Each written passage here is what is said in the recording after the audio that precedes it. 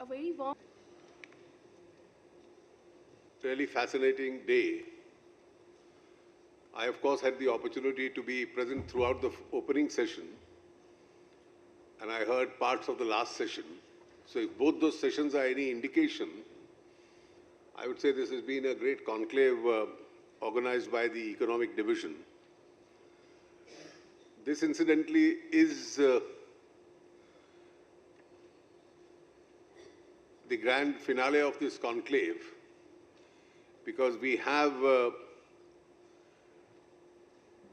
three chief ministers, two union ministers participating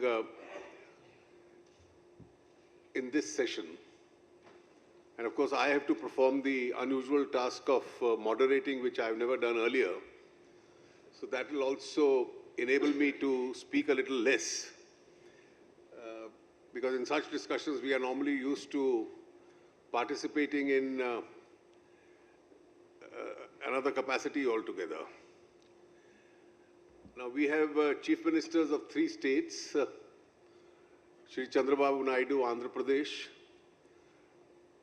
chief minister of a state where he has been twice earlier the chief minister of the undivided state of Andhra Pradesh, and now has a greater challenge. A greater challenge because he's known for his leadership, he's known for his drive, he's also known for his entrepreneurship in leading a state. And this is a state where he has to write on a clean slate and start in many areas from the very beginning. And therefore, there's a lot of avenues for him to perform. We have the Chief Minister of Maharashtra, Shri Devendra Fadnavis, who's trying to put the systems within Maharashtra back on a growth track itself. Dr. Raman Singh heads probably one of the most difficult states in India to administer. He's a third-term Chief Minister, and it's a state which is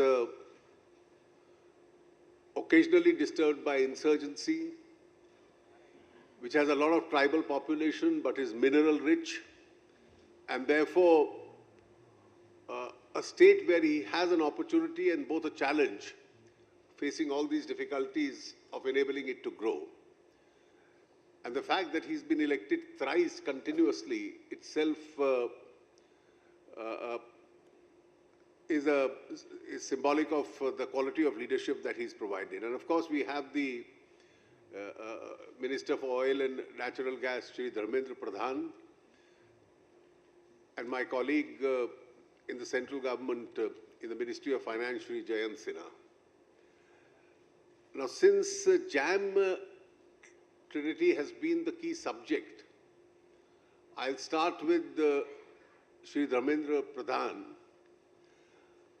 particularly because the oil sector reforms in this area have been most significant. And I'd request him to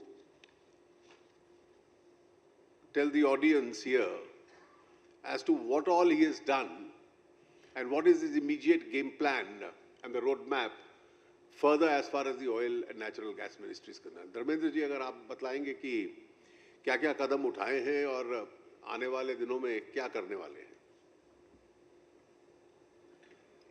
धन्यवाद माननीय अरुण जी। ऐसे तो मैं माननीय अरुण जी के सामने कुछ बोलूं, ये मेरे को एग्जामिनेशन देने जैसी स्थिति हो रहा है। मेरे मित्र जयंत सिन्हा जी, माननीय रमन सिंह जी, चंद्रबाबू नायडू जी और मेरे प्रिय मित्र देवेंद्र फडणवीस जी। मित्रों, जब सरकार जिम्मेदारी ली तब हम लोगों के सामने माननीय प्रधानमंत्री जी आपने पहला ही वक्तव्य में एक फिलोसफी दिया। ये सरकार आखिर किसके लिए है? देश में कई सरकारें बनी हैं, कई प्रधानमंत्री बने हैं, कई राज्यों में कई लोगों को कई बार मौका मिला, जैसे अभी माननीय चंद्रबाबू जी को तीसरी बार मौका मिला मुख्यमंत्री होने के लिए, रमन सिंह जी को लगातार तीसरी बार मौका मिला है। उन्होंने एक फिलोसफी हम सबके सामने दी। मेरी सरकार यानी माननीय प्रधानमंत्री जी ने ये कहा कि मेरी सरकार गरीबों के लिए समर्पित है, मित्रों, हमको जैसे एक विभाग मिला काम संभालने के लिए, तब मैंने उसमें थोड़ा ढूंढ रहा था कि इस मिनिस्ट्री की जिस प्रकार की प्रोफाइल है, मेरे से ज़्यादा पहचान आपको इस मिनिस्ट्री का है। यह संपन्न लोगों की है, बड़े बड़े लोगों की है, कॉरपोरेट हाउस की है। उसके सारे छोटे बड़े ट्रांजैक्शन यानी छोटे बड़े नहीं होते हैं।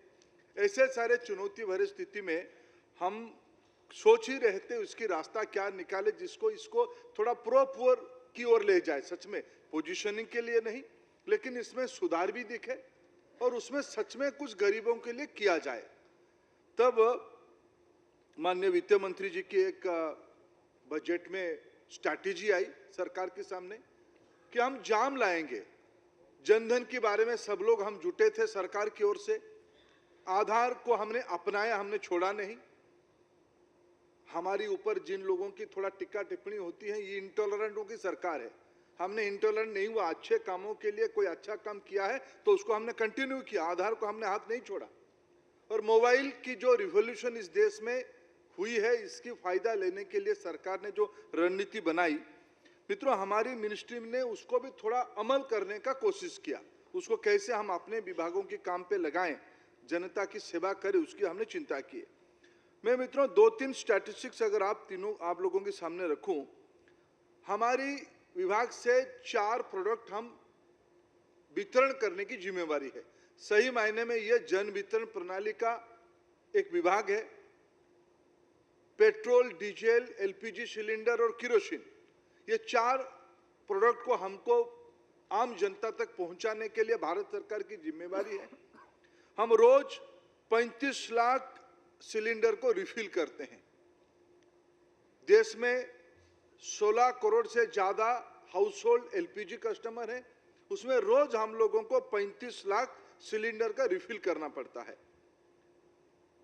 8.34 करोड़ लीटर पर डे हम पेट्रोल बेचते हैं। 20.83 करोड़ लीटर्स पर डे हम डीजल बेचते हैं। किरोसिन ऑयल 2.4 करोड़ हम प्रत्येक दिन वितरण की रेशियो हमारी पास है। ऐसे हम सोचें तो 3 करोड़ 22 लाख कंज्यूमर, ग्राहक, जो हमारी आरओज यानी रिटेल आउटलेट है, पेट्रोल पंप है, जो हमारी गैस डिस्ट्रीब्यूशन पॉइंट है एलपीजी के, इसको अगर हम हिसाब करें तो 3 करोड़ 22 लाख कंज्यूमर रोज आते हैं। शायद देश में एक कमोडिटी करके ये सबसे बड़ा विंडो होगा। मैंने रेलवे का हिसाब निकाला, मेरे मन में आया कि रेलवे से हमसे थोड़ा ज्यादा होगा, लेकिन रेलवे की जो तथ्य कह रहा है 2.3 करोड़ कम्यूटर प्रत्येक दिन रेलवे पे डिपेंड करते हैं।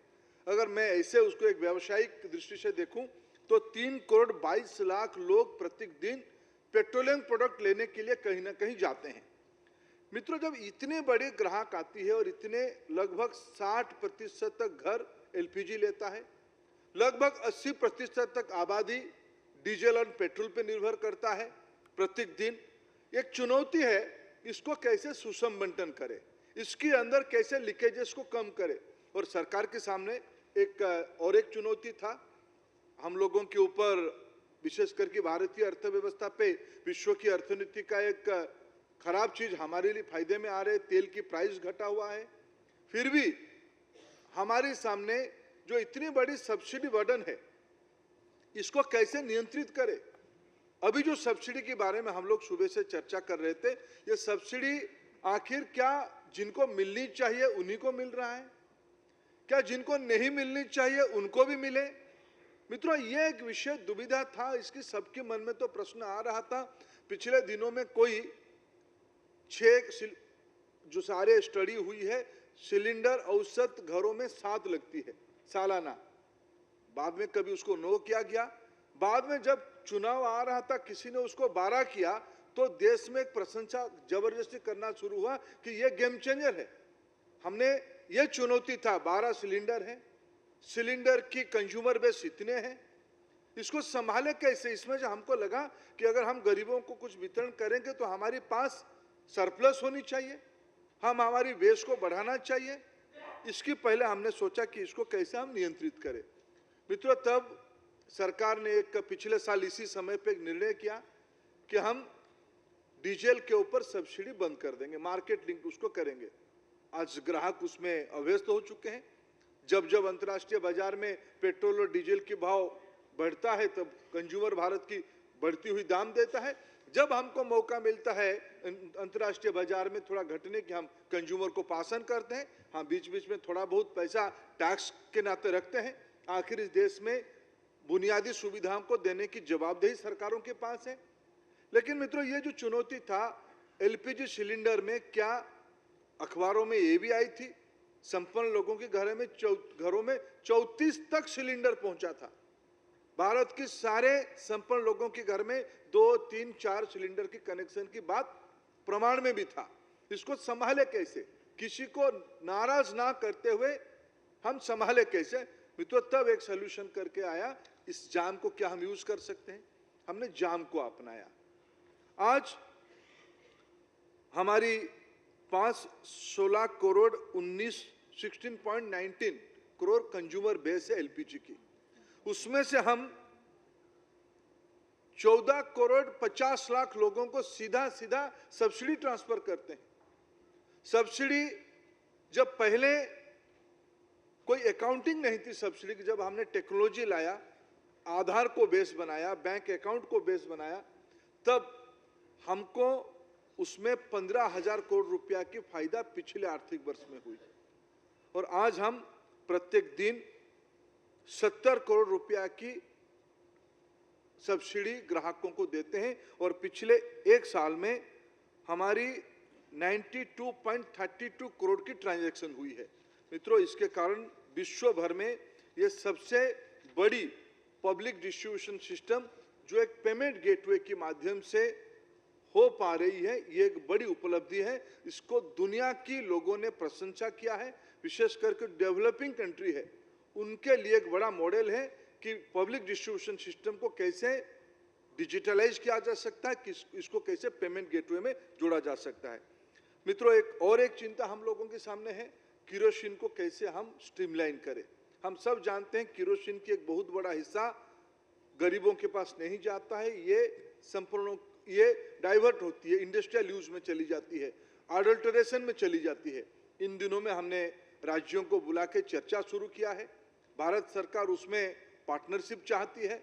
एलपीजी की प्रोडक्ट हम ही को देना पड़ता था, केरोसिन लेकिन राज्यों के साथ मिलके देना पड़ रहा है। हम एक क्वांटम दे रहे हैं, राज्य किसको देना वो तय करता है।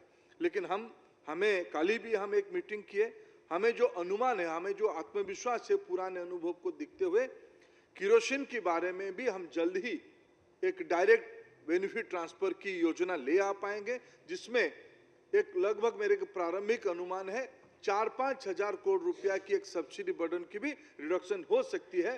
मैं वित्त विभाग की इस रणनीति को आभार प्रकट करता हूं कि आपने एक मॉडल हम लोगों के सामने रखा, जाम के नाम पे रखा, और एक डिस्ट्रीब्यूशन विभाग के नाते, पब्लिक डिस्ट्रीब्यूशन विभाग के नाते जो सब्सिडाइज प्रोडक्ट दो हमारे हाथ में है, एलपीजी हो या आने वाले दिनों में केरोसिन हो, उसमें हम सही लोगों तक पहुंचा पाएंगे, समय अवधि के साथ पहुंचा पाएंगे, और अमूमन सब्सिडी को भी हम बचा पाएंगे। जो जरूरतमंद लोग हैं उनको ही मिले, संपन्नों को ना मिले।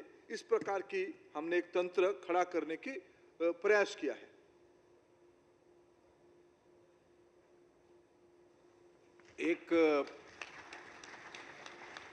एक प्रश्न जो स्वाभाविक उठता है कि अभी तक लोग स्वयं छोड़े पहल के माध्यम से सेंस ऑफ वॉलंटियरिज्म जिसका एक अभियान चल रहा है, ये कहां तक पहुंचा है, और क्या कभी ये निर्णय लेना होगा और उसको आधार और जैम ट्रिनिटी के आधार पर लागू करना संभव होगा कि इस आय जो इनकम लिमिट है इससे ऊपर कमाने वाले उनको कंपल्सरीली ये सब्सिडी नहीं मिलेगी। मैं अरुण जी को ही आभार प्रकट करता हूं कि पहली बार उन्होंने, माननीय प्रधानमंत्री जी कभी इसकी इच्छा को रखे थे हम लोगों के सामने। 2 साल पहले जब हम लोगों की एक सप्लीमेंट्री बजट पिछले साल माननीय अरुण जी लोकसभा में रख रहे थे, तब उन्होंने ही शुरू किया था कि क्या उन्होंने कोई हमारी विपक्ष के मित्र के नाम लेते हुए कहा था कि आप और मेरे को भी सब्सिडी लेना चाहिए क्या। ये पहली बीज इस वितर्क का उन्होंने पार्लियामेंट के अंदर रखा था। मित्रों, मैं आज शहर से इस विषय का सूचना देना चाहूंगा। लगभग 42.5 लाख लोगों ने इस अपील को माननीय प्रधानमंत्री जी और वित्त मंत्री जी ने जो वितर्क किया था, जो शुरू किया था, उसको भरोसा रख के इसमें लोगों ने अपने से ही सब्सिडी छोड़ दिया है। और ऐसे ही हम लोगों ने 25 लाख नए लोगों को भी जोड़ा है। लेकिन मैं एक मेरे अनुभव के साथ कहता हूं, अभी समय आया है कि एक आय की वर्ग की लोगों को सरकार की ओर से वित्त विभाग तय करे वो क्या हो, लेकिन अभी सही समय है एक आय की वर्ग के लोगों को हम नियमन ये तय कर दे कि इनको हम सब्सिडी नहीं देंगे। आखिर सब्सिडी किसके लिए है, इसमें एक बड़ा वितर्क का समाधान भी मिलती है। सब्सिडी एक वर्ग के लिए नहीं देनी चाहिए।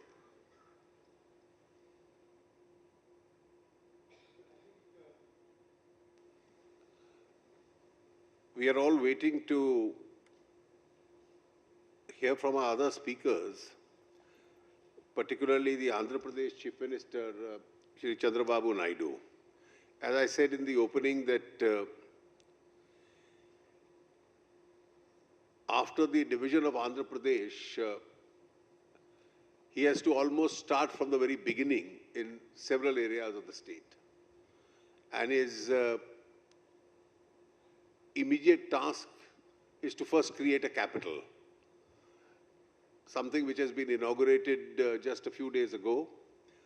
The foundation stone has been laid down. And thereafter, the economic hub that was Hyderabad having gone to Telangana, a lot of industrialization in the state will have to take place.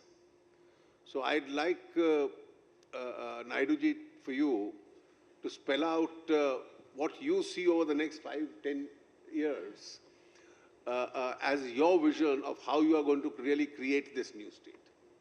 Thank you, sir.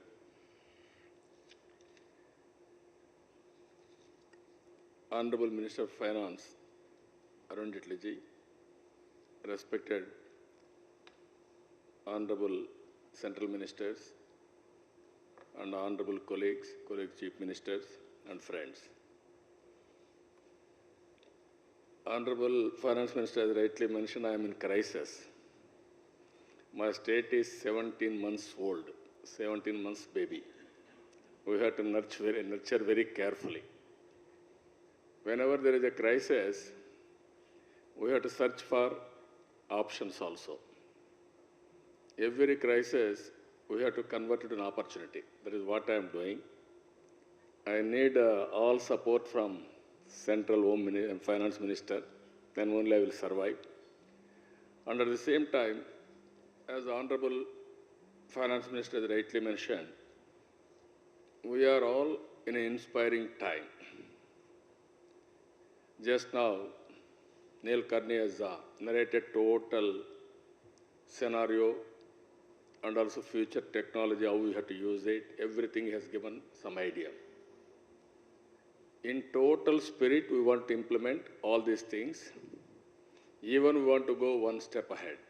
That is what I want to do.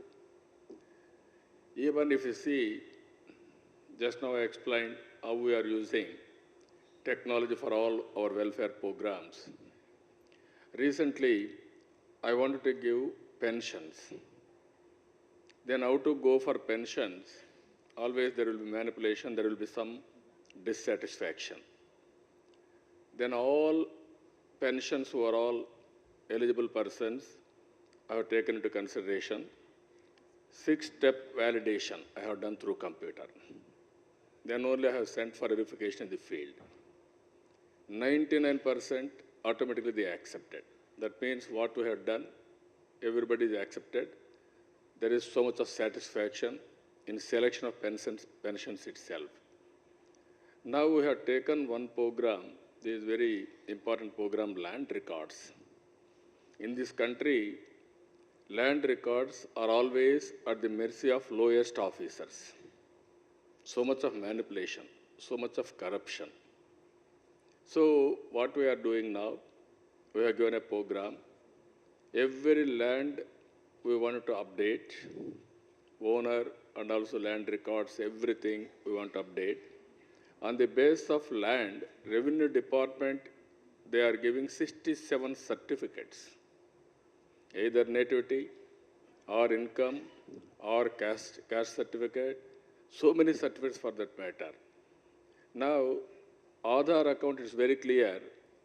Every person, if they give Aadhaar number, automatically which village he belongs to, it will come. And date of birth is there. Even we are having BPL, APL, why you are asking income certificate? So I want to remove all certificates. As Nilkarni has rightly mentioned, there is a digital locker. Now today if you see everywhere, all records also they are tampering. So all these things, you can put an end to it. That is why morning, just now I told you, after economic reforms, this is second structural reforms country is doing. We are having three advantages. One is Aadhaar. Just now we have seen, very soon we are going to reach 1 billion Aadhaar accounts. Even Honorable PM and also our Finance Minister, they have announced Jan Dhan. We have make use of that. Now mobile is a reality. Nobody can escape with the day-to-day transactions. Everybody is using mobile. Even in the village, labor is using mobile. Remote control, all these things, it is coming. According to me, JAM, and also around that, there is a producer, there is a consumer, there is a marketer, there is a financer, there is a regulator, and also there is a business provider. Business provider may be government services, municipal services, all these things will be there. One cell phone is enough to transact all our business. It may be smart or it may be ordinary phone also, you can do it. Smartphone is necessary for receiving account for all these things. But normal business can be done with only one cell phone. If it happens, if you see so many problems it solves. Black money. Every account is in bank or in electronic transaction. Where is the need for black money? There is no cash at all where they are going to keep. Even transactions, billion transactions, any number of transactions for that matter, it will be traced very easily. If anybody will commit a fraud, automatically it will be detected, it will be recorded. For example, I'm giving you 29,000 shops we are having. In that I am having e-pass. One is fingerprint and also iris. Just now he was telling there is a shortage now. If you can get iris machines, it is only $3 or $4. Then we can erect everywhere. With this, real-time transaction I can monitor anywhere in the world. Each shop, each beneficiary, real-time, quantity, everything you can monitor. If you keep one control room, then through control room, anybody is not performing, then immediately will contact him. What happened to that fair price shop? Then immediately you can take track record, month record, then automatically you will know everything, which time he has delivered, when he has closed, everything it will come. Even voice message, IVRS, it has become a one single stroke. You can give 1 billion voicemail, IVRS, even feedback. So it is a very, that's why I'm saying we are in a very inspiring time. If we use all these things, then we will reach comfortably what we are expecting. For all these things, what I am thinking, we need very strong leadership. Even our Honorable Prime Minister is having stable government and also is very strong leader. Very short time, he promoted India all over the world. today, the amount of respectability India is commands, it is a history. Even if on the other side, if you see all multinations, Microsoft, Google, SoftBank, PepsiCo, so many multinational companies are headed by Indians. This is another, that means we are very strong in providing leadership. By doing all these things, there are some constraints, we have to take it up. One is political parties we have to convince. Political leaders we have to convince. We have to debate. Society we have to take into confidence. Whenever we say we are giving through Aadhaar account, somebody will start, we are going to remove the cards, we are going to remove the benefits. Unnecessarily these people are doing. That we have to address. Society we have to take into confidence. Continuously we must have dialogue. Media, there is another problem sometimes. We have to take media along with us. Institutional framework is very, very important according to me. There are so many institutions, Government of India, state government, private, banks. This is where interoperability and integration of all these things are very, very important. That is the biggest challenge we are facing today. And also legal challenges. We have gone to a certain extent, immediately there is a legal challenge. All these things, Government of India and also our Parliament, we have to pass necessary bills, and also legal problems we have to overcome. Technical integration is another problem. Coordination and integration. For the last so many days, we are facing so many problems in integration of technology. Banks is one side. If you see, other side government, another side public. How to integrate all these things? Even now post offices are there. Once everybody used to use postcard.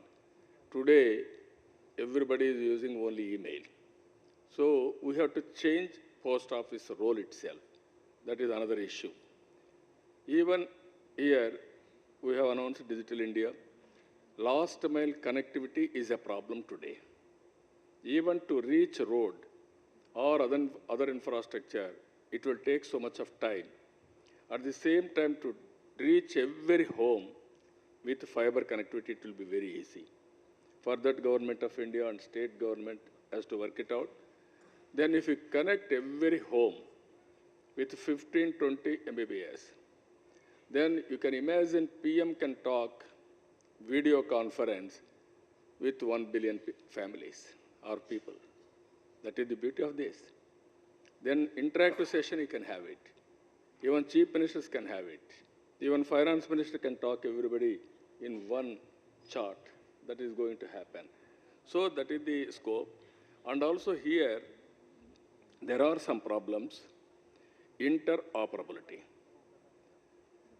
Portability, as you rightly mentioned now, any person in my state can take pension anywhere.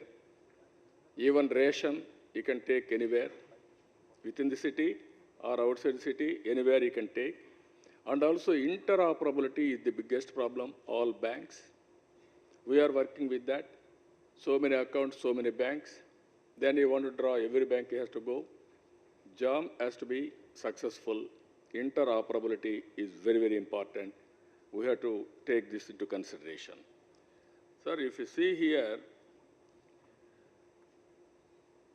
all banks, one is Payment Corporation of India, Aadhaar Payment Bridge, Aadhaar Enabled Payment System. These are all various things we have to integrate, then only we'll have an advantage, and then only this program will be successful. The existing system is lacking UIDAI, that is the Aadhaar account, is run by Aadhaar enrollment. Department of Financial Services with banking, this one, all schemes with central government and state governments, there is no integrated platform or architecture. What I am requesting you at nation level, you must have integrated institutional architecture and state level, and ultimately you have to take it to the district level also. Then only it will be successful. Or otherwise, JAM may not be successful, but it is a very good concept, but ultimately it may not be successful. Sir, as you rightly mentioned, we are in crisis. Crisis has forced us to go for innovative way, I am telling you. This is where I have started 7 missions, 5 grids, 5 campaign modes, 40 growth engines, which will contribute 80% of GSTP. With all these things, sir, as you rightly mentioned, we are, as on today, first quarter, first time state governments were calculating our GSTP. We have reached 9.72% growth rate. Second quarter, tentatively we are calculating. We need your confirmation after a quarter is over. We may reach 10.5 to 11%. Next year onwards, we are planning 12 to 13, 14%. It is possible. So we have to plan in such a way, it is how to achieve it. As a crisis, I have to construct a capital. I don't have money. Even our finance minister is having his own limitations to help me liberally. Then I gave a call, land pooling. Voluntarily, people came forward, 33,000 acres of land I was able to mobilize under land pooling. Nowhere in the world it has happened. It has happened in Andhra Pradesh. That is how people cooperated with us. Even sometimes crisis will force us ease of doing business. I am operating 3 places. In Amaravati, in Vijayawada, I don't have offices. I have to sit in Hyderabad. Even Act provides for 10 years stay in Hyderabad, right in Hyderabad. If I sit and govern from Hyderabad, people will think I am far away from them. Then forcibly I went to Vijayawada now. My officers are in Hyderabad. 2 places, double expenditure. Whenever there is a meeting, I have to call them to Vijayawada. And also they have to stay for 1 hour meeting, 2 days, coming and going. That is another disadvantage, additional expenditure, lodging, everything. But we have done our best in ease of doing business. World Bank and the Government of India estimated number 2 in ease of doing business after Gujarat. So everything now, one by one, we are working. I am confident India is a great country. Even so many advantages for India. For all these things, technology is very important. JAM is going to bring a revolution for India if we implement properly. If we implement all these things, online transactions, then only strategies are remaining. That strategy, if you plan well, I am confident we will be number 1 or 2 in the world. I don't have any doubt about it. It is going to happen for India. So with all these things, I am very happy. This is a very inspiring subject for me. It is very nearer to my heart. India has to move forward.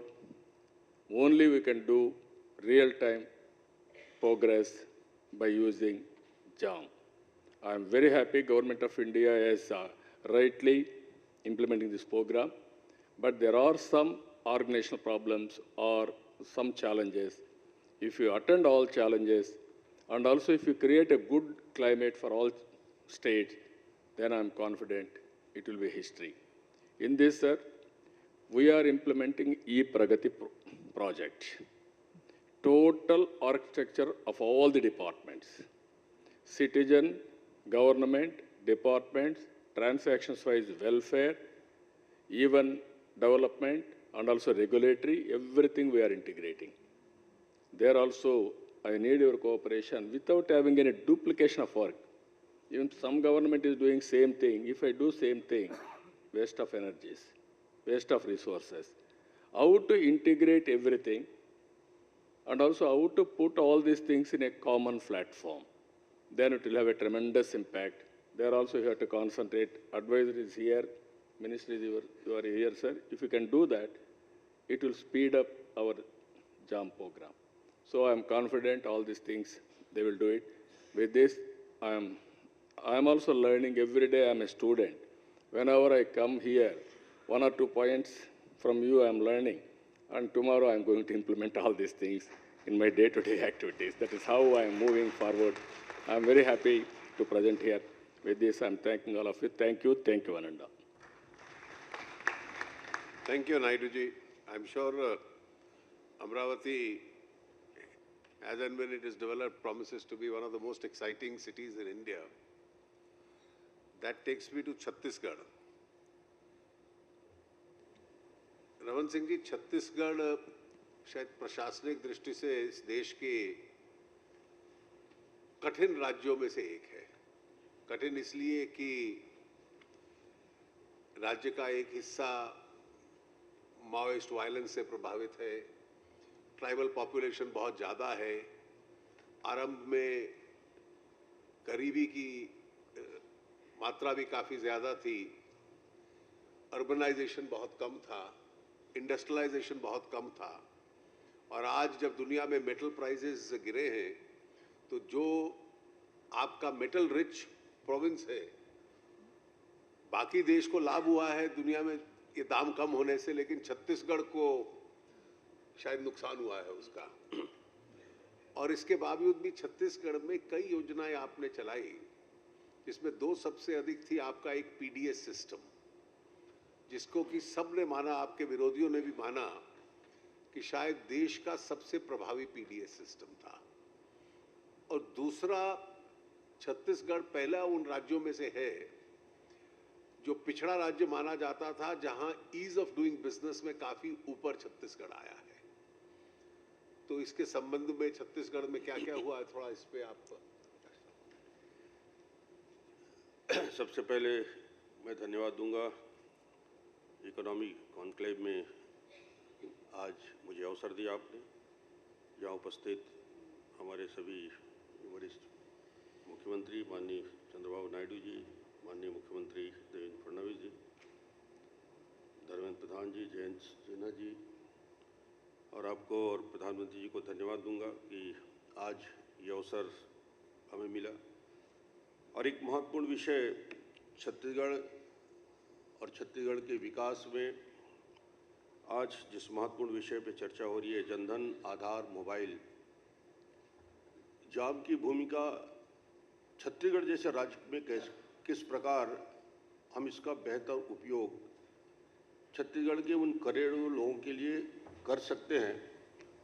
और ये चुनौती हमारे लिए सबसे महत्वपूर्ण इसलिए है कि छत्तीसगढ़ का विस्तार 1,36,000 स्क्वायर किलोमीटर में फैला हुआ छत्तीसगढ़, 40,000 स्क्वायर किलोमीटर का अकेला बस्तर जो केरल से बड़ा है, और उन क्षेत्रों में लोगों को बेहतर तरीके से योजनाओं से जोड़ने का काम। और मैं आज ये कह सकता हूँ कि इन 3 योजनाओं का, जनधन, आधार और मोबाइल, इसका उपयोग इस देश में चमत्कारिक रूप से समस्याओं के निदान के लिए, उस अंतिम व्यक्ति के लिए सबसे बड़ा उपयोगी साबित होगा। जो प्रॉब्लम क्या है, आम आदमी जो 80-85% जो गांव में हमारे रहते हैं, वन क्षेत्र में रहते हैं, उनके लिए चुनौती क्या है, और एज ए चीफ मिनिस्टर, मुख्यमंत्री के नाते मुझे उस समस्या के निराकरण में उन तक पहुंचना कैसे है, और ये समाधान निकालने का रास्ता, जिसके लिए हम प्रदेश में घूमते हैं, अलग अलग क्षेत्रों में जाते हैं, जन दर्शन के माध्यम से लोगों से तक जाते हैं, ग्राम स्वराज में जाते हैं। और आज मुझे लगता है कि इन योजनाओं के समाधान का रास्ता, ये 3 योजनाओं को यदि हम जोड़ते हैं, टेक्नोलॉजी का बेहतर उपयोग करते हैं, तो ये उस समस्या के निराकरण के लिए सबसे बड़ा शस्त्र देश के लिए, छत्तीसगढ़ जैसे राज्य के लिए साबित होगा। आज हमारी समस्या उन क्षेत्रों में जहां लोग हम शिकायत के लिए आते हैं, मनरेगा का पेमेंट, मनरेगा में मजदूर काम कर रहे हैं, 60 लाख 70 लाख मजदूर यदि हमारे यहाँ रजिस्टर्ड हैं। अब इन मनरेगा के मजदूरों को जोड़ना, उनको बेहतर तरीके से समय पर पेमेंट हो जाना। मनरेगा का सिद्धांत है कि पसीना सूखने के पहले पेमेंट हो जाए, ये लिखा गया है उसमें। मगर आज इसमें 3 महीने 4 महीने भी लगते हैं, 2 महीने लगते हैं, कहीं 20 दिन लगता है। इसको हम कैसे कम करके चौथे दिन उनको पेमेंट कर सकें, इस टेक्नोलॉजी का यूज़ करके, जाम का यूज़ करके। और इस योजना की शुरुआत जब प्रधानमंत्री जी ने की, इन तीनों योजनाओं की पृष्ठभूमि में जनधन योजना, प्रधानमंत्री जनधन योजना की शुरुआत की, तो लोगों ने कहा कि प्रधानमंत्री मोदी जी सिर्फ बैंक में खाते क्यों खुलवा रहे हैं। लोगों के पास आज तक छत्तीसगढ़ जैसे राज्य में, आप आश्चर्य करेंगे, मुझे लगता था कि ये खाते खुलेंगे कैसे, और आज 78 लाख 99% लोगों के पास खाते खुल गए हैं। और उसका एक फायदा कि आज उनके अंदर एक आत्मविश्वास कि हमारे बैंक में खाते खुले, डेबिट कार्ड उनके हाथ में आता है। अब उस योजना को आगे बढ़ा के आधार सीडिंग, आधार एक स्तंभ है जो जनधन योजना को, और उसके साथ साथ आधार के साथ हम मोबाइल को जब जोड़ते हैं, तो आज मैं कह सकता हूं कि 14 लाख से ज़्यादा 15 लाख परिवारों को हमने आधार सीडिंग दिया, उसके साथ 10 लाख परिवारों को मोबाइल सीडिंग दिया। अब एक बेहतर कार्य योजना की शुरुआत हुई इन तीनों योजना से, जिसका आधार जनधन योजना से हमने शुरू की थी।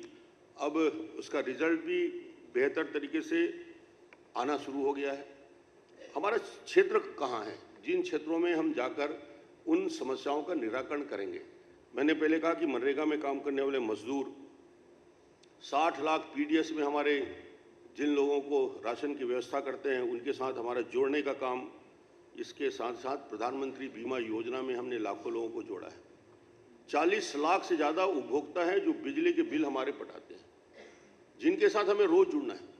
32 लाख लोग हैं जिनके हमें अलग अलग क्षेत्रों में, स्कूल में, कॉलेज में पढ़ने वाले बच्चों को वृद्धावस्था, विकलांग, निराश्रित पेंशन से सीधे जुड़ना है।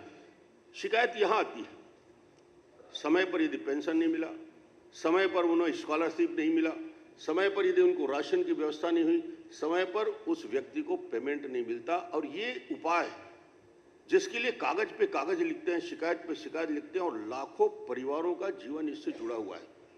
अब एक सोल्यूशन की ओर हम जब जाते हैं, इन पूरे परिवारों को बेहतर तरीके से हम लाभ कैसे देख सकते हैं, जोड़ कैसे सकते हैं, उसके बारे में बहुत सारी चुनौतियां भी हैं।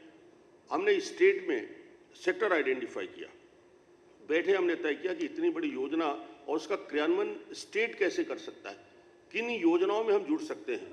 हमने वो सेक्टर आइडेंटिफाई किया, 1 साल, 2 साल, 3 साल की कार्य योजना। यदि हम 100% उस गोल को अचीव करना चाहते हैं, तो हमने कहा पहले साल हम 30% लोगों तक, फिर 40%, फिर 40। हम यदि इन लोगों तक जाना चाहते हैं, 20 से शुरू करके 40 और 40, तो 100% लोगों तक पहुंच सकते हैं। उसमें हमने शुरुआत की कि मुख्यमंत्री सचिवालय से यदि 30-40 लाख करोड़ रुपया मैं स्वेच्छानुदान और उनके इलाज के लिए पैसा देता हूं, तो क्या डायरेक्ट सीधे उन तक पैसा क्यों नहीं पहुंच सकता। इसके लिए हमने कार्य योजना बनाई। मनरेगा की योजना को सीधा लोगों को पेमेंट से जोड़ने के लिए कार्य योजना बनाई। इसके साथ साथ राशन कार्ड की व्यवस्था को बेहतर करने के लिए राजस्व पुस्तिका और भू अर्जन का मुआवजा हमने देखा। स्वास्थ्य योजना, वन विभाग की योजना, कृषि विभाग की योजना, स्कूल की स्कॉलरशिप की योजना, वृद्धावस्था पेंशन, विधवा पेंशन, निराश्रित पेंशन, इन योजनाओं के साथ नगरीय निकाय के, ग्रामोद्योग के, ऐसे अलग अलग विभागों को हमने आइडेंटिफाई किया। और इसमें हमने देखा कि कहीं 30 लाख, कहीं 20 लाख, कहीं 15 लाख लोगों से सीधा जुड़ने का अवसर आ गया। एक बार उनके खाते जनधन में खुल गए, उनको हमने बेहतर तरीके से आधार की सीडिंग हो गई, मोबाइल से हम उनको बेहतर तरीके से जोड़ रहे हैं। अब इन योजनाओं को हम आने वाले 3 साल में बेहतर कैसे क्रियान्वयन कर सकते हैं, उसमें चुनौती हमारे सामने भी है। अभी हम 10 लाख लोगों तक पहुंच रहे हैं, 20 लाख लोगों तक पहुंच रहे हैं, मगर हमारा टारगेट तो है हम उन पूरे के पूरे 90 लाख और 1 करोड़ लोगों तक इन योजनाओं के माध्यम से आने वाले 2 साल में जुड़ेंगे। उसमें चुनौती हमारी है कि माननीय फाइनेंस मिनिस्टर ने हमको कहा है कि यदि बस्तर में बैंक बहुत कम है, हमारी बैंक की डेंसिटी जो पर 1000 स्क्वायर किलोमीटर 18-19 राष्ट्रीय स्तर में है, बस्तर में 6.5 है, सरगुजा में 7 पॉइंट है, छत्तीसगढ़ में 18 है। माननीय जेटली जी ने कहा है कि बस्तर में 150 नए बैंक खोले जाएंगे। बैंक का विस्तार, पोस्ट ऑफिस का विस्तार, ये पहली आवश्यकता है जब हम आने वाले 3-4 साल में 100% लोगों तक पहुंचने का काम करें। और ये जब तक नहीं होगा तब तक उस मनरेगा में काम करने वाला मजदूर को, उन बच्चों को स्कॉलरशिप से जोड़ने का, और दूसरा कनेक्टिविटी, ब्रॉडबैंड कनेक्टिविटी, आखिरी चंद्रबाबू नायडू जी ने कहा आखिरी घर तक, अभी हम आखिरी विलेज तक की कल्पना कर रहे हैं कि आखिरी जिले तक 27 जिलों में हमारी कनेक्टिविटी, हर ब्लॉक हेडक्वार्टर को हमने कनेक्ट कर दिया है और 10,000 पंचायतों तक हम पहुंचते हैं। 30 प्रकार की अलग अलग सर्विस, वो जिला मुख्यालय में, ब्लॉक मुख्यालय में नहीं, वो सभी प्रकार की सर्विस 30 प्रकार की हम पंचायत में देना चाहते हैं। मेरा पंचायत में बैठा हुआ व्यक्ति वो सारे सर्टिफिकेट, जाति प्रमाण पत्र, आय प्रमाण पत्र से लेकर उसके सारे सर्टिफिकेट, उसके सारे पेंशन की राशि का निराकरण वहां बैठकर कर सकता है। कनेक्टिविटी यदि हमारी हो गई तो इस योजना को क्रियान्वयन में नेटवर्किंग बढ़ रहा है, बहुत तेजी से बढ़ रहा है। और मैं उम्मीद करता हूं कि आने वाले 3-4 साल में बैंक का भी हमारा सोल्यूशन निकल जाएगा। दूसरा हमारा सोल्यूशन कनेक्टिविटी का हो जाएगा कि हम पोस्ट ऑफिस और बैंक के माध्यम से जुड़े। ये यदि हमारी कनेक्टिविटी दोनों तरफ से मिल जाती है तो हम इस पूरी योजनाओं का बेहतर तरीके से क्रियान्वयन हम कर सकते हैं। आज हमने शुरुआत की, छत्तीसगढ़ प्रयोग किया कि 40 लाख बिजली के उपभोक्ता हैं। हमने कहा इनका सारा का पेमेंट, बिल इनको मोबाइल के माध्यम से हम देना शुरू किया। मोबाइल से उनको बिल आया, मोबाइल से उनको पेमेंट की फैसिलिटी हम प्रोवाइड कर दिए। शिकायत वो मोबाइल के माध्यम से करते हैं, एसएमएस के माध्यम से सारी 40 लाख उपभोक्ताओं से आप जुड़ गए, उनकी शिकायत, उनके निराकरण का काम करने लगे। तो मुझे लगता है कि टेक्नोलॉजी का यूज उस सर्विस सेक्टर में भी करें, उस गरीब के मनरेगा के लिए भी करें, उसके छात्रावास के लिए करें, उसके वृद्धावस्था पेंशन के लिए करें, और डेवलपमेंट की दूसरी योजनाओं से उनका जोड़ने का काम करें। दूसरा एग्जाम्पल पीडीएस, जेटी जी बोल रहे थे कि पीडीएस में 60 लाख लोगों को जोड़ा। पीडीएस में कहा जाता है कि 30% से ज्यादा लीकेजेस। मैं आज कह सकता हूं कि छत्तीसगढ़ में हमने इस 7-8 साल में मेहनत करके 60 लाख परिवारों को जो रिफॉर्म हमने लाए, लीगल रिफॉर्म हमने वहाँ पे किया, कार्ड को बेहतर तरीके से लोगों तक पहुँचाने का काम किया, शिकायत के लिए कलेक्टर से सीधे फ़ोन नंबर पे हमने बात करने की सुविधा दी। और अब हम उन 60 लाख परिवारों में से सेकंड जनरेशन की पीडीएस में जा रहे हैं, कोर पीडीएस में। जिस बात को माननीय नायडू जी कह रहे थे कि राशन दुकान में रहने वाले व्यक्ति को हमने एक स्मार्ट कार्ड बना के दिया। अब उसकी मजबूरी नहीं है, कहीं से भी जाके राशन ले सकता है। अब वो अपनी मर्जी से शहर के किसी कोने में जाके राशन ले सकता है। यदि उसको 35 किलो लेना है तो 35 किलो, 10 किलो लेना है तो 10 किलो, अगले हफ्ते फिर जाके वो 10 kg उठा सकता है। इस राशन कार्ड को हमने कहा ration card PDS, core PDS, मेरी मर्जी। अब वो मेरी मर्जी से, अपनी मर्जी से राशन दुकान का चयन करेगा, और जहां पे लगता है कि यहाँ गड़बड़ हो रही है, ये 3 उपाय, करप्शन को दूर करने का, समय के अनुसार उनका पेमेंट का, और उसके साथ एक आत्मविश्वास उसके अंदर आए कि हाँ इस सरकार उनके लिए क्रियान्वयन में जुड़ी हुई। और हम वहां तक पहुंचने के प्रयास में लगे हैं। अभी हम यदि 30% जाने की बात कर रहे हैं, आने वाले समय में 30% हम जाएंगे, 60%, और फिर 40% का बचेगा। तो ये कार्य योजना 1 साल, 2 साल, 3 साल और 4 साल के लिए हमने बनाई है ताकि हम पहुंच सके उन क्षेत्रों में। मंदी का दौर हुआ, छत्तीसगढ़ में भी steel sector, power sector, aluminium जो हमारा कोर सेक्टर था, उसमें हमारी स्थिति कमजोर इसलिए नहीं हुई कि स्टेट के अंदर कोई दिक्कत थी। इंटरनेशनल मार्केट जिस प्रकार से बैठा है उसकी वजह से इकोनॉमिक एक्टिविटी कम हुई। स्टेट ने जो छूट देना है वो हमने उनको बचाने के लिए अपने स्तर में उनको छूट दिया। और दूसरा हमने, यानी छत्तीसगढ़ को पिछड़ा राज्य कहते हैं, छत्तीसगढ़ को कहते हैं कि अभी इस राज्य को पैरों में खड़े होने में समय लगेगा। और मैं कह सकता हूँ आज छत्तीसगढ़ में जो निर्णय होने लिए, ट्रांसपेरेंसी के साथ जो नियम बनाए, और जिस प्रकार ऑनलाइन इंडस्ट्री के लिए वो सारी फैसिलिटी प्रोवाइड की कि उसे सेक्रेटरीट जाने की ज़रूरत नहीं है, डायरेक्टरेट जाने की ज़रूरत नहीं है, उसका एप्लीकेशन, उसके सारे क्लियरेंस ऑनलाइन हम करते हैं। और आज इसलिए Chhattisgarh ease of doing business में 4थे नंबर पे देश में है, जिस राज्य को कहते थे कि सबसे पीछे है। और आने वाले समय में हम पहले और दूसरे नंबर में होंगे, क्योंकि हम इसको रोज नए तरीके से डेवलप करने के प्रयास कर रहे हैं। और ये सब टेक्नोलॉजी का बेहतर यूज़, और ऐसा नहीं कि सब रातों रात परिवर्तन हो जाएगा। यदि आपने हर चीज़ को खुले रखा, पब्लिक डोमेन में रखा, और हम इस सारे विषय को जानकारी में यदि दें, तो स्टेट उन योजनाओं का, जिन योजनाओं की शुरुआत माननीय वित्त मंत्री जी ने, माननीय प्रधानमंत्री जी ने की है, इस योजना को छत्तीसगढ़ के उस सर्विस सेक्टर को बेहतर तरीके से मजबूत करने के लिए, हमारे डेवलपमेंट के विकास के जीडीपी का ग्रोथ, छत्तीसगढ़ यदि इन सारी परिस्थितियों के बाद, नक्सल की समस्या एक बड़े हिस्से में होने के बाद, यदि ग्रोथ रेट को हमने मेंटेन किया है, 7, 8, 9% तक हमारा ग्रोथ रहा है और आने वाले समय में हम 10% से ऊपर हमारा जीडीपी का ग्रोथ होगा, तो ये छत्तीसगढ़ के पूरे विकास की एक दृष्टि जो हमने बनाई है। हमने नए सेक्टर में नए काम की शुरुआत की। आज हम 540 किलोमीटर नए रेलवे लाइन का विस्तार छत्तीसगढ़ में कर रहे हैं। अकेला छत्तीसगढ़ है जो पिछले 150 साल में 1000 किलोमीटर रेलवे लाइन का विस्तार हुआ और नेक्स्ट 4 ईयर में हम 500 किलोमीटर रेलवे लाइन का विस्तार कर रहे हैं। एक नए मॉडल छत्तीसगढ़ में लेके हमने इस रेलवे लाइन का विस्तार शुरू किया है और ये 500 किलोमीटर रेल आने वाले 4 साल में बन जाएगा। तो स्टेट के डेवलपमेंट के लिए, इंफ्रास्ट्रक्चर के लिए, रोड कनेक्टिविटी के लिए, रेलवे कनेक्टिविटी के लिए, नेट कनेक्टिविटी के लिए, ये जब तक कनेक्टिविटी का पूरा सपोर्ट इस सिस्टम को नहीं मिलेगा, तब तक जाम की आधार जो है, आधार उसकी जो भूमिका है वो उतनी पूरी नहीं होगी। इसलिए हम इंटीग्रेटेड डेवलपमेंट को साथ लेकर, पॉवर्टी एलिवेशन एक तरफ है, इंफ्रास्ट्रक्चर डेवलपमेंट दूसरी तरफ है।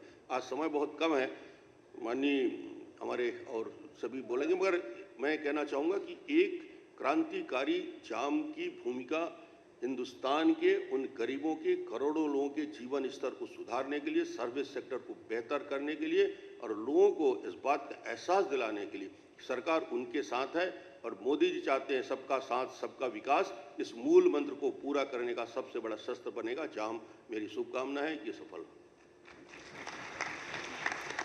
धन्यवाद doctor Raman Singh ji.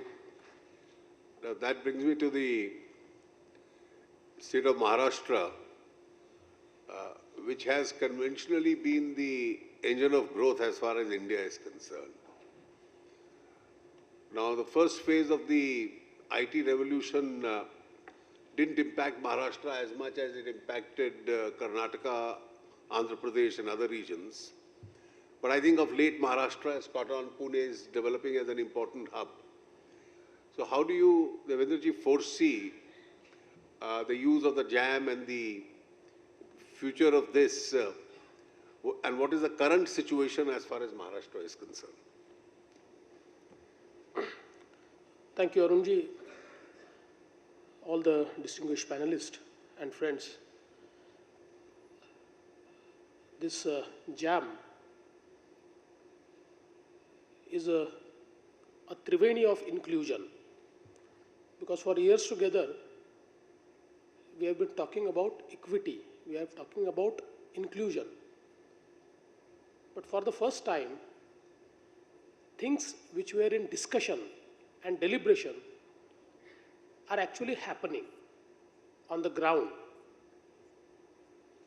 We used to say that technology is a leveler, it is a game changer, it's a tool towards equity. With JAM, we have been experiencing that indeed we are able to reach to the last man. We are able to provide him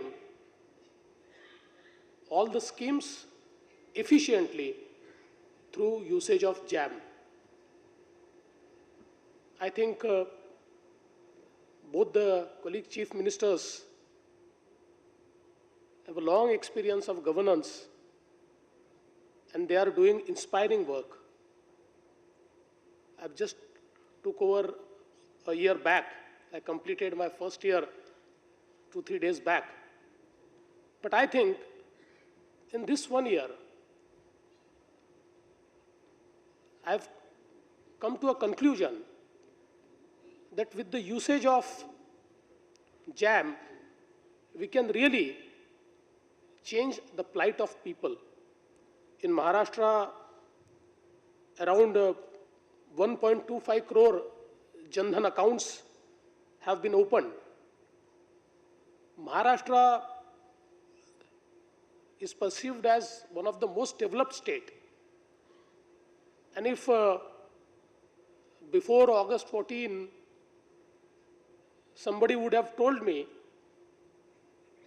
that there are more than 1 crore people in your state, who do not have a bank account, I would have laughed. It's not possible. But after Jan Dhan, even it was surprising for me and for everybody that we could open 1.25 new accounts, of which 59 lakh rural accounts and 66 lakh urban accounts. Now, 58% of the Jan Dhan accounts are Aadhaar linked, and the account holders have RuPay card. Around 95% of our population, which is above 18 years, have Aadhaar card, but still below 18 years we are a little bit struggling. It's just 76%, out of which mostly which we could not cover is below 5 years, which now we are trying to cover. And after this Aadhaar coverage, as rightly said by my colleagues, we have started Aadhaar seeding. And around 50% of our ration cards are seeded with the Aadhaar account. And as rightly said by Shri Raman Singh ji, we could experience in those districts where we could do the seeding and we could use the Aadhaar as a medium in the PDS, we could actually block the leakages up to 35%. And I think that's huge. In a state like Maharashtra, if you could plug the leakages up to 35%, it's a huge number. And I think that is the advantage of Aadhaar and Aadhaar seeding. Even in the Narega payments, we have seeded it with Aadhaar, and now with the usage of JAM, last year we could make just 33 crores of payment in Narega through Aadhaar, but this year, up till now, it's 109 crores and it's increasing. So I think that the entire Narega the payments are being made through Aadhaar now, and it has created a sense of accountability, and at the same time, as rightly said by Honorable Raman Singh ji, the workers are getting payments immediately. Otherwise, always there would have been a complaint that we don't get payments for months together. And a person who is a daily wage worker, who is actually working on a field, if doesn't get his money for 1 month, you can actually imagine what happens to him and his family. We have also actually increased this application into other fields. In the property registration, lease transaction, online registration, fee payments, we are doing it to the e-gateway with the linkage of Aadhaar and with the usage of mobile phone. We have facilitated people so that they can register their properties sitting at their houses, homes. Also, we are working on extending this benefit to the pension schemes. PDS I have already mentioned. In the school enrollment, we have been giving so many scholarships. And we could actually find out after some investigation that even those scholarships which went through the colleges were misused. And in just a single tribal welfare department, the post-matric scholarship scam was more than 100 crores. Now with Aadhaar seeding of these scholarships, they're actually going to the students who deserve and who are actually studying and not just taking admission for the sake of helping some college to earn through this scholarship. We have developed a gateway called Aple Sarkar, our government. And through this gateway, our government has enacted Right to Service Act. We are bringing all the services online. Till now, 42 services have been brought online. And by 26th of January, we'll bring all the services online so that any service can be availed through mobile phone. The payment gateways are also created. And as rightly said by Honorable Chandra Babuji, that no one will have to visit any office. All the services could be availed through a cell phone, through the portal. Even in last few months, we got around 12,000 complaints on Aple Sarkar.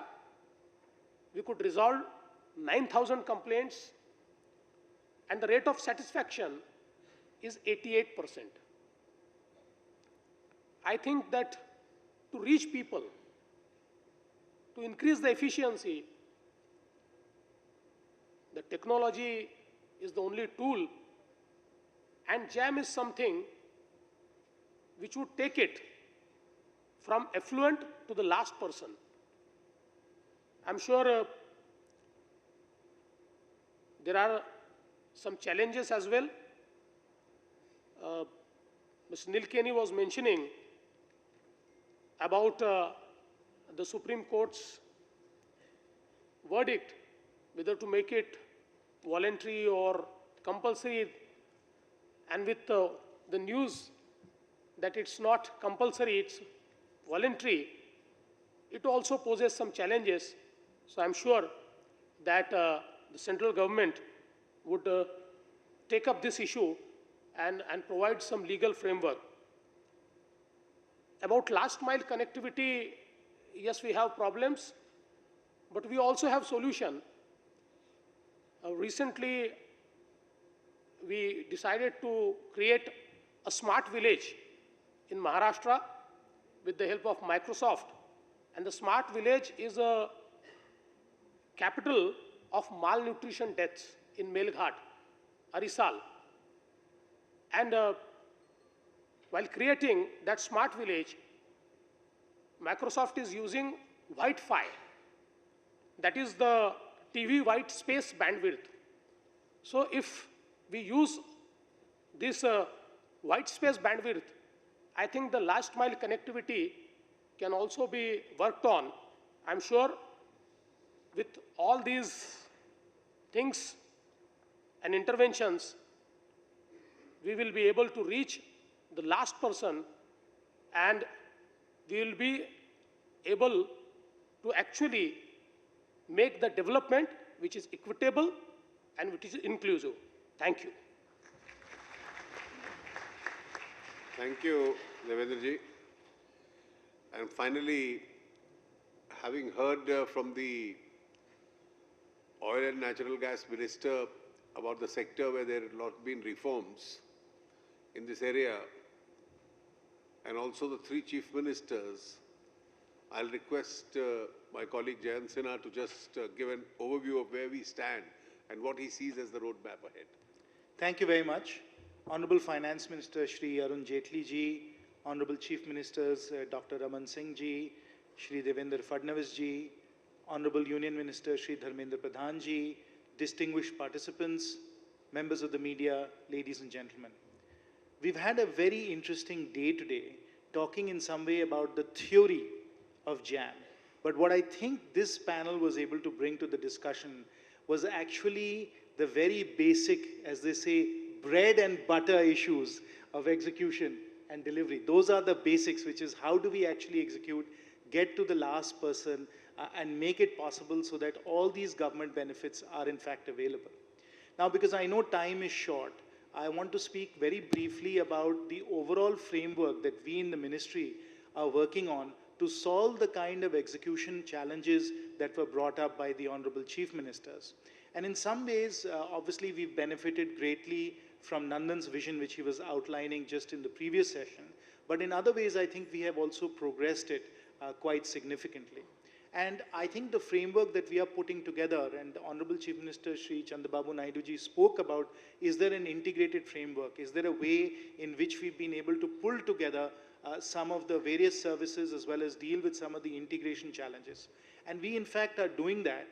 We have within the DBT mission a DBT working group where we bring together all the various agencies and all the ministries that are involved in this.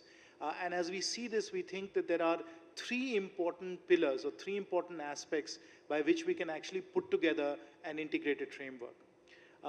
This includes a DBT platform that we are putting together, the Mudra ecosystem, which we are doing through the Mudra agency, and then of course the digital locker efforts that are underway in the Ministry of Information Technology. But the DBT platform, I think, is central in all of this because as we start to identify beneficiaries through their Aadhaar seeding and then deliver benefits to them, we are in fact putting together a very comprehensive platform at the central level. And we are trying to develop a citizen-centric view on this DBT platform so that if indeed you are getting the Narega payment that the Chief Minister spoke about, you're getting various national scholarships that are delivered to you, you're getting subsidy payments that Shri Dharmendra Pradhanji was talking about with respect to the gas subsidy that we have for the cylinders. All those different benefits from a citizen-centric view are available to you, and you have an SMS service that tells you, all right, you're getting your Narega payment right now. So you get your Narega payment, you can go on your mobile app and then you can look and see, I got my Narega payment, 1,000 rupees, I got my gas cylinder subsidy, this is what I got. If there's a scholarship that you are getting from the central government, you get that. That's the platform that we're trying to build by working with agencies at the central level. Now this platform, because it is in fact an open platform, is also one in which the various states can plug in. Now the states are running welfare programs independently. Ladli Lakshmi Yojana, whether it's a health insurance program, whether it's other kinds of programs that they have. But we, because we have the ability to get to every single individual, the last person in line, we can offer this platform to the states so that they can use this as well. And if they want to put their apps on top of it, they can certainly do that also.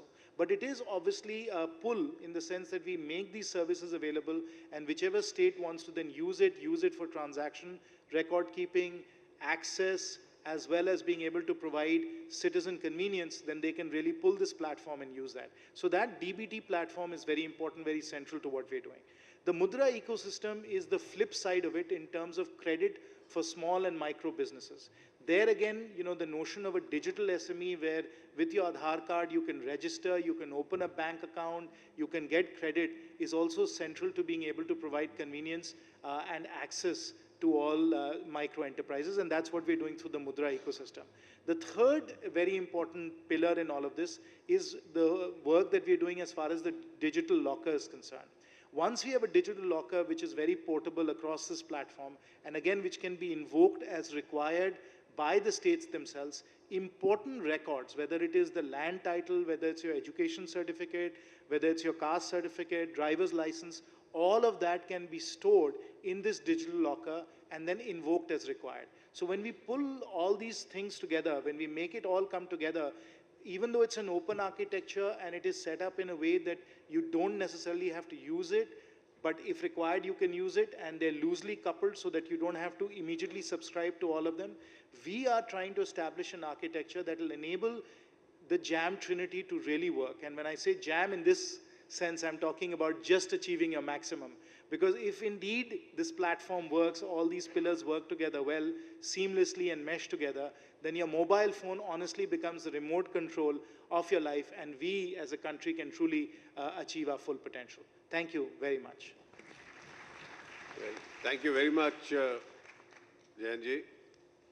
Well, this brings us to the end. I have just one or two observations to make. One fact that was mentioned by Nandan also towards the end of his session is that steps must be taken in order to remove this sense of uncertainty as far as Aadhaar is concerned. I think now across the political spectrum, in state government after state government, political groups after political groups, the need for this and the utility for this has been universally recognized. We are at a situation where there is a challenge pending in a court. And normally courts entertain challenges on issues which are judicially determinable. As to what should be the methodology adopted in governance is not really a judicially determinable matter. It's a matter for the executive government to decide. Having said this, courts can be concerned if fundamental rights are violated by a particular executive action. And the whole emphasis is on the right of privacy, which is allegedly violated as far as those who filed those petitions is concerned. The courts have got involved in a larger dispute between a view taken in the 1950s and another view taken in the 1990s as to whether privacy is a part of a fundamental right of liberty or not, because there are two conflicting views. Now that will take its own time as far as its resolution is concerned. But I think we can't have a situation where Aadhaar is acceptable for certain kind of measures to be adopted by the government, but not acceptable with regard to certain other kind of measures. There'll have to be a universal standard to be laid down. I'm quite certain that the litigation, the viewpoint of the government and those interested in enforcing it would certainly be placed before the court. And if it's necessary, the draft legislation is already ready. And therefore, that is some step which at some stage the government can take a decision to enforce. Now, it's not merely scholarships and pensions and LPG and kerosene and food and Manrega or property transactions. I think the enormity of this in taxation matters also has to be analyzed. It can lead to a large amount of saving. It can prevent a large amount of evasion as far as taxations are concerned. And therefore, probably the government would try to place the stand before the court. And I think both options of being in court and before the legislature would always be open to any executive government. I think this being clear would probably have some reflection on the issue of uncertainty which was just now raised. Aadhaar and the JAM Trinity are here to stay.